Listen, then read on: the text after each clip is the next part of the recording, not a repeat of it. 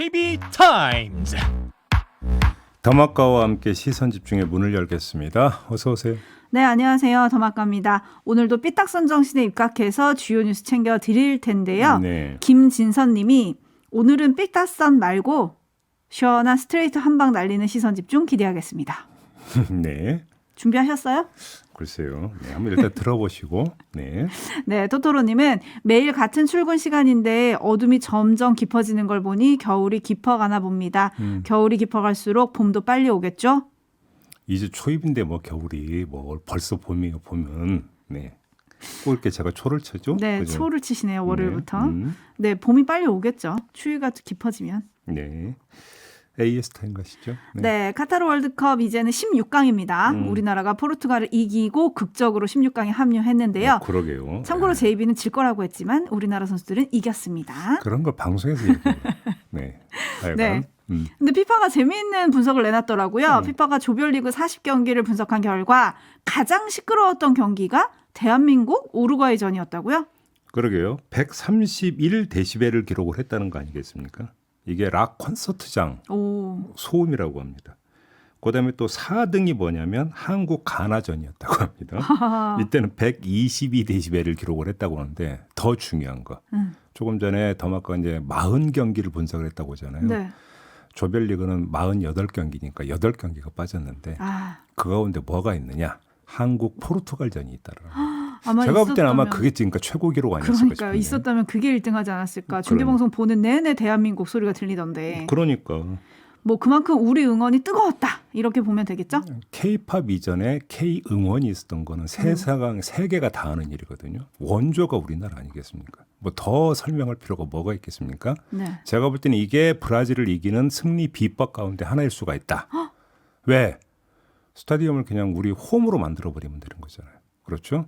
길을 팍 눌러버리면 되는 거 아니겠습니까? 브라질 선수들. 네. 뭐 그러면 이제 그건 반은 먹고 들어가는 거죠.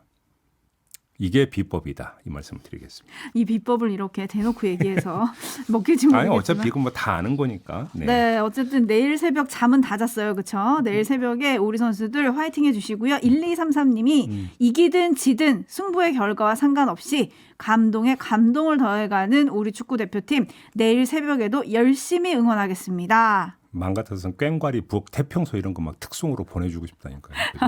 그 꽹과리 소리가 네. 다른 나라 사람이 들으면 엄청 귀를 잡는다 그러더라고요. 진짜로. 귀를 막을 것 같은데. 네, 아무튼 우리 선수들 끝까지 힘내셨으면 좋겠습니다. 네. 자, 뉴스와 분석이 함께하는 JB타임즈 오늘 주목할 뉴스들 챙겨드리겠습니다. 첫 번째 뉴스 어떤 건가요? 서해 공무원 피격 사건과 관련해서 서훈 전 국가안보실장이 구속이 됐죠. 문재인 전 대통령이 어제 페이스북에 글을 올렸습니다. 서훈처럼 오랜 연륜과 경험을 갖춘 신뢰의 자산은 다시 찾기 어렵다. 그런 자산을 꺾어버리다니 너무나 안타까운 일이다. 이런 내용이었습니다. 하지만 국민의힘은 문재인 전 대통령 공격에 나섰는데요. 박정아 수석 대변인은 잊혀진 삶을 살겠다더니 도둑이 재발절인 듯 좌불안석인 모양이다. 이렇게 말하면서 진실을 밝히는 여정에 도를 넘는 저항이 없기를 바란다고 했고요. 장동혁 원내대변인도 이제 진실의 선 너머에는 단 한 사람, 문 전 대통령만 남게 됐다. 이렇게 밝혔습니다. 지금 국민의힘 의원들의 주장은 문재인 전 대통령에까지 수사를 해야 된다 이렇게 들리는데 네. 과연 그렇게 수사를 할까요? 자, 검찰이 서훈 전 안보실장 구속영장을 청구하면서 그 청구서에 뭐라고 기재를 했냐면 서훈 전 실장을 최종 결정권자이자 최종 책임자라고 적었거든요. 자, 이 점을 근거로 문재인 전 대통령까지 수사하지는 않을 거라는 전망이 지배적이긴 합니다. 하지만 다른 해석도 나오고 있는데 검찰이 이렇게 적은 건 구속영장이 기각이 돼서 수사 탄력을 잃게 될 상황을 염두에 뒀기 때문인데 오히려 영장이 발부됨으로써 수사 탄력을 받았고 그래서 내친 김에 문재인 전 대통령 수사까지 나아갈 수도 있다는 점 하나. 두 번째, 문재인 전 대통령이 지난 1일 발표한 입장문에서 서해 사건은 당시 대통령이 국방부, 해경, 국정원 등의 보고를 직접 듣고 그 보고를 최종 승인한 것이며 특수정보까지 직접 살폈다 이렇게 밝혔기 때문에 수사를 안 할래야 안 할 수 없을 것이다라는 점 둘. 이 두 가지 근거를 들어서 문재인 수사 가능성을 배제하지 않는 이런 시각도 있습니다.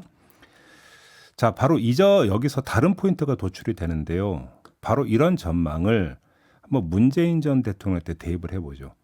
문재인 전 대통령은 아무 생각 없이 저런 입장문에 뭐 내가 직접 살폈다 이런 구절을 포함을 시켰을까요? 그러니까 서훈 전 실장은 최종 결정권자이자 최종 책임자라는 검찰의 규정을 왜 스스로 깼을까요? 궁금하지 않습니까? 네. 저는 여기에 뭐 얕은 공학이 스며들어 있다고는 보지를 않습니다. 오히려 둔탁하지만 큰 판단, 즉 문재인 정권의 안보 정책의 정체성을 부정하는 시도를 이 서해 공무원 피격 사건에 대한 검찰 수사로 규정을 하고 이에 정면 대응하는 성격이 짙다. 이렇게 보는 게 맞을 것 같습니다. 문재인 전 대통령의 입장문에 담긴 도를 넘지 말라라는 표현, 그게 바로 이거다. 이렇게 봐야 될 것 같은데요. 정체성 부정엔 대응하지 않을 수 없고 오히려 끝까지 대응할 거라는 선언, 이렇게 이해를 해야 되지 않을까 싶습니다. 이렇게 되면 두 번째 포인트가 자연스럽게 뽑혀지는데요. 문재인 전 대통령의 이런 선언에 답을 해야 하는 사람은 누구일까요? 검찰일까요? 저는 아니라고 봅니다. 누굽니까? 윤석열 대통령이라고 보는 게 현실적일 것 같습니다. 가만히 생각하면 이렇게 생각할 수밖에 없는 것이 문재인 전 대통령에 대한 수사, 이거를 검찰선에서 단독 판단할 사안이라고 보십니까? 직접적이든 간접적이든 윤석열 대통령의 판단과 의지가 검찰 수사 라인에 영향을 미칠 수밖에 없다. 이렇게 보는 게 상식적이지 않겠습니까? 따라서 문재인 전 대통령에 대해서 수사에 들어간다면 그건 윤석열 대통령의 뜻이 담겨 있는 것으로 세상은 해석을 할 것이다. 결국 그래서 이거에 대한 최종 결정은 직접적이든 간접적이든 윤석열 대통령이 하게 될 것이다. 라는 것이죠. 네, 그래서 지난 금요일에 임종석 전 대통령 비서실장도 윤석열 대통령이 검찰권 뒤에 숨지 말고 직접 입장을 밝혀야 한다 이렇게 촉구를 하지 않았습니까? 근데 제가 볼 때는 직접 입장은 안 밝힐 거고요. 그러니까요. 제가 다만 지금 그걸 여쭤보려고 그랬어요. 검찰 수사를 통해서 간접적으로 밝히겠죠. 아하. 그러니까 다시 말해서 문재인 전 대통령에 대해서 수사를 한다면 그 자체가 윤석열 대통령의 의중이 담긴 간접 입장 이렇게 봐야 되지 않을까. 제 얘기가 그런 겁니다. 그러면 검찰이 그렇게 갈지 그거를 좀 지켜봐야 되겠군요. 네. 알겠습니다. 제이비타임즈 다음 주목할 뉴스는 어떤 건가요? 윤석열 대통령이 어제 화물연대 파업 관계장관 회의를 주재하면서 이런 말을 했습니다. 함께 들어보시죠. 정부는 조직적으로 불법과 폭력을 행사하는 세력과는 어떤 경우에도 타협하지 않을 것이며 조직적 불법, 폭력 행위에 대해서는 법과 원칙에 따라 그에 상응하는 책임을 끝까지 묻겠습니다. 현재 진행 중인 집단 운송 거부뿐만 아니라 정상 운행을 방해하거나 위협하는 행위, 사후적으로 정상 운행 차주에게 보복하는 행위는 모두 법을 위반하는 범죄 행위입니다. 관계 장관들께서는 이러한 불법 행위에 대해 모든 행정력을 동원해서 끝까지 추적하고 신속 엄정하게 조치해 주시기 바랍니다. 네, 이 자리에서 대책이라고 하는 것도 나왔는데요. 운송을 거부하는 화물 노동자에게 유가 보조금 지급 1년 제한, 고속도로 통행료 감면 대상 1년간 제외 등의 조치를 취하고 정상적인 운송을 하는 노동자에게 협박성 문자 전화를 하고 진입로 통행을 방해하는 화물연대 조합원에 대해서 관련법을 개정해 화물운송 종사 자격을 취소하고 2년 내 재취득을 제한한다. 뭐 이런 내용이라고 합니다. 그야말로 초강경 대응입니다. 그렇습니다. 왜 이렇게 초강경으로 나오는지 이걸 짚어봐야 될 것 같은데요. 그걸 엿볼 수 있는 게 있습니다. 한국갤럽의 여론조사 결과인데 지난주 금요일에 발표된 결과가 있습니다. 이 조사는 지난달 29일부터 이달 1일까지 전국의 성인 남녀 1000명을 대상으로 한 조사 결과인데요. 자세한 내용은 중앙선거 여론조사 심의위원회 홈페이지를 참고하시고요. 이걸 보면 윤석열 대통령의 지지율이 전주보다 1%포인트 상승한 31%를 기록을 했고 주목할 점은 직무 수행을 긍정적으로 평가하는 이유 가운데 노조 대응이 8%를 차지했다는 겁니다. 그러니까 대선 때 윤석열 후보를 찍었다가 이탈한 사람들을 향한 정치적 어필이 일정하게 성과를 내고 있다. 그래서 이참에 더 달리자. 아마 이런 걸로 해석을 해야 되지 않을까. 정치적인 측면에 있어서는 이렇게 봐야 될 것 같은데요. 하지만 빛과 그림자는 공존하고 약은 한편으로는 독이기도 한 법 아니겠습니까? 역측면을 봐야 되는데요. 엄정 대응이라고 하는 게 과다 복용됐을 때의 부작용. 이걸 살펴야 된다는 겁니다. 자, 이렇게 초강경 조치를 했는데도 화물연대가 파업 대여를 풀지 않고 상황이 장기화되면 어떻게 될 것이냐. 바로 이걸 짚어야 되는 거죠. 네. 윤석열 대통령은 곤경에 처한다. 이런 얘기를 안 할 수가 없는데 이 단호한 태도라고 하는 것은 즉각적이고 가시적인 성과를 끌어낼 때만 그 가치를 인정받는 것 아니겠습니까? 근데 그게 아니라면 그 단호함은 경직성으로 평가절하되면서 리더십이 훼손될 수가 있다는 겁니다.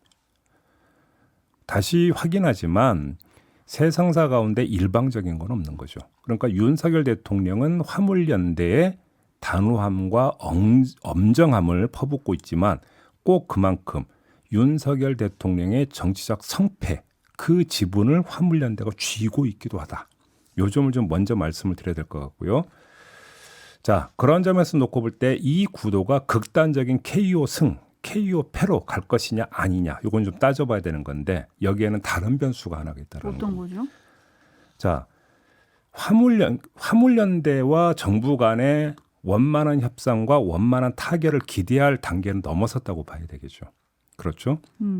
그러면 어떻게든지 간에 상황이 정리될 수 있는 계기가 뭐가 있느냐 이걸 좀 살펴야 될 것 같은데 하나가 있긴 있습니다. 바로 국회로 시선을 돌려야 되는데요. 국회. 네, 더불어민주당이 안전운임제 관련 법안의 독자 처리를 지금 추진을 하고 있지 않습니까? 네. 바로 이걸 좀 주목할 필요가 있을 것 같은데 만약에 그 안전운임제 관련 법안을 단독으로라도 더불어민주당이 처리를 해서 상임위 통과가 되고 이게 본회의에 직회부되는 지난주에 전해드린 것처럼 이런 수순에 만약에 들어가게 된다면 화물연대로서도 이것을 어떤 그 계기, 명분으로 삼아서 회군할 수 있는 명분을 얻게 된다는 것이죠. 그렇지 않겠습니까? 만약 이런 그림이 현실화된다면 게임은 일단 대치 상태에서 무승부로 끝날 수도 있다라는 건데요. 왜 그러냐면 진 것도 아니고 이긴 것도 아닌 아주 애매모호한 상황으로 마무리될 수가 있기 때문입니다. 근데 윤석열 대통령 입장에서도 단기적 정치 이익을 거두는 선에서 한 발 물러설 수 있는 거 아니겠습니까? 일단 이게 이제 만약에 상임위를 통과를 하게 된다면 이 법을 고쳐서 화물운송 자격을 취소한다는 계획은 그 자체가 소급 입법적 성격을 띠는 데다가 지금 국회에서 그 과반을 점하고 있는 민주당의 태수로 봐서는 실현 가능성도 별로 없는 엄포 아니겠습니까? 그래서 이건 별로 주목할 거리가 아닌 것 같고요. 결국은 민주당이 안전운임제 관련 법안을 독자적으로 추진해서 통과를 시키느냐 이거에 따라서 판이 갈릴 수가 있다. 요 점을 좀 마지막 변수로 주목할 필요가 있다. 이런 말씀을 드리는 겁니다. 지금 그렇게 상임위에 올려놓은 법들이 한두 가지가 아닌데 이거를 또 처리하려면 그런 걸 다 패키지처럼 묶어서 처리를 하려고 할까요? 몇 가지는 아마 요번에 아마 그 끝을 보려고 할 가능성이 있다고 봅니다. 물론 여기서 끝이라고 하는 게 본회의기보다는 상임위일 가능성이 있기는 합니다만 그러니까요. 네, 그럼에도 불구하고 그 자체가 본회의 회부를 예고하는 것이기 때문에 화물연대 입장에서는 그걸 또 캐치할 수도 있다고 봐야 되겠죠. 지금 국회를 얘기를 해주셨지만 촌철님들은 대통령을 향한 메시지를 많이 보내주고 계신데요. 장현성님, 정치는 왜 있을까요? 대통령은 법만 가지고 다루는 법률가가 아닙니다라고 해주셨고 매노님은 가난한 노동자 입장에서 현 정국을 보는 눈이 있어야 문제 해결의 실마리를 찾을 수 있지 않을까요? 라는 의견 보내주셨습니다. 네. JB타임즈 다음 주목할 뉴스 만날 텐데요. 오디오부터 만나보시죠. 12구 참사 바로 다음 날 희생자의 시신이 옮겨진 광주의 한 장례식장에 검사가 찾아와 부검할 뜻이 있냐고 유족에 물었습니다. 그러면서 마약 검사 얘기를 꺼냈습니다. 마약 관련해서 소문이 있는데 물증도 없다. 부검을 해보시지 않겠냐. 소문에 의존해서 언니를 마약한 사람으로 몰아가는 식으로 말을 해서 황당하고 좀 벙쪘어요. 어떻게 내 자식을 그렇게 2번 죽일 수가 있느냐. 정말 참담하고. 광주지검 관계자는 마약 범죄로 인한 피해 가능성을 언급했을 뿐이라고 해명했습니다. 하지만 검찰이나 경찰로부터 마약 관련 부검 제안을 받았다는 유족은 한둘이 아닙니다. 사는 지역과 검경의 관할도 모두 다릅니다. 마약 관련한 사망 원인도 있고 이게 압사 관련한 사망 원인도 있을 수 있지 않냐. 그래서 지금 부검을 요청을 드리는데 혹시 의향이 있으시냐. 진짜 여기까지 욕이 나왔고. 마약 관련해서 혹시나 하는 그런 게 있을 수도 있으니까 그런 말을 하셔서 제가 누가 봐도 멍이 이렇게 들었는데 무슨 부검을 하겠냐. 네, 아기공룡 둘리님이 어제 스트레이트에서 이거 봤습니다. 너무 기가 막혀서 할 말을 잃었습니다라고 해주셨는데 네. 이게 지금 무슨 말들입니까? 그러니까 이게 어제 MBC 스트레이트하고 뉴스데스크에서 보도한 내용을 축약을 한 건데요. 그러니까 유족을 찾아와서 그죠? 부검할 의사가 있느냐 이걸 물어봤다라는 거잖아요. 네. 마약 관련 소문이 있으니까. 근데 부검을 왜 합니까? 부검은 사인을 밝히기 위해서 하는 게 부검입니다. 근데 그렇죠. 그 사인에 범죄의 소지가 있을 때 하는 것이지 마구잡이라는 것도 아니거든요. 그러면 12구 참사가 어떻게 벌어졌고 어떻게 진행이 되는지 세상이 다 알고 있는데 그러면 이게 그 참사로 인한 사망이 아니라 마약 복용으로 인한 사망일 수도 있다라고 하는 이 가설을 그러니까 설정해 놓고 접근했다는 얘기밖에 안 되는 거잖아요. 일단 어떻게 이런 발상을 할 수가 있는 걸까요? 저는 일단 이걸 이해를 못 하겠고 네. 그다음에 이제 관련 보도를 보면은 대검찰청에서는 이게 무슨 어떤 일괄적인 지침이나 이런 게 있었던 게 아니고 그거에 따른 것도 아니다 이렇게 지금 그러니까 이야기를 했다라는 거잖아요. 네. 그러면 제가 더 이해가 안 되는 게 지금 잠깐 들으셨지만 유족 3분이 등장을 하잖아요. 네. 뉴스 가운데. 네. 근데 이게 뭐냐면 전부 다 광주, 서울, 경기도거든요. 어떻게 이게 전국적으로 그러니까 동시에 그러면 이런 어떤 그 제안이라고 해야 될까요? 이런 얘기가 나올 수가 있는 걸까요? 그럼 이걸 우연의 일치라고 봐야 되는 겁니까? 이게 우연의 일치를 한다면 이게 더 이상한 일 아니겠습니까? 그러면 정말로 검경 차원에서 마약에 대해서 어떻게 접근했는가? 12구 참사와 관련해서 마약 문제를 줄 때 어떻게 접근했던 것인가에 대해서 이제는 총체적인 의문에 지금 휩싸이는 국면으로 넘어가 버렸다는 이야기가 돼버리는 거잖아요. 거의 생중계식으로 참사가 어떻게 진행이 되는지 다 알고 있는 상태인데 그것이 지나고 난 다음에 어떤 사전 가설적 차원에서 접근도 아니고 참사가 벌어진 다음에 이렇게 접근했다고 한다면 그러니까 이 처음부터 검경의 마인드가 어디에 가 있었는지를 지금 간접적으로 확인해 볼 수 있는 거잖아요. 그래서 이렇게 놓고 본다면 그게 수사가 되든 국정조사가 되든지 간에 반드시 지금 밝혀내야 되는 또 하나의 어떤 체크해야 되는 항목이 생겨버렸다. 이런 이야기가 되는 것이죠. 그리고 우리가 흔히 2번 죽인다 이런 얘기 많이 하지 않습니까? 이건 유족을 2번 죽이는 행위잖아요. 그다음에 아니 그 피해자를 2번 죽이는 것이고 유족의 가슴을 지금 2차 가해하는 거잖아요. 이걸 어떻게 납득할 수가 있겠어요? 네, 8672님이 이것은 유족에 대한 2차 가해가 아니라 직접적인 가해가 아닙니까? 라고 해주셨는데 광주지검 관계자의 해명이 당시에 마약 성분이 있는 사탕 등이 있었다는 언론 보도가 있어서 이걸 지금 얘기라고 하는 거예요. 그래서 그걸 확인하려고 했었다라는 건데 이거는 국정조사에서 밝혀야 하지 않을까 싶습니다. 네, 마무리하죠. 더마카 수고하셨습니다. 고맙습니다.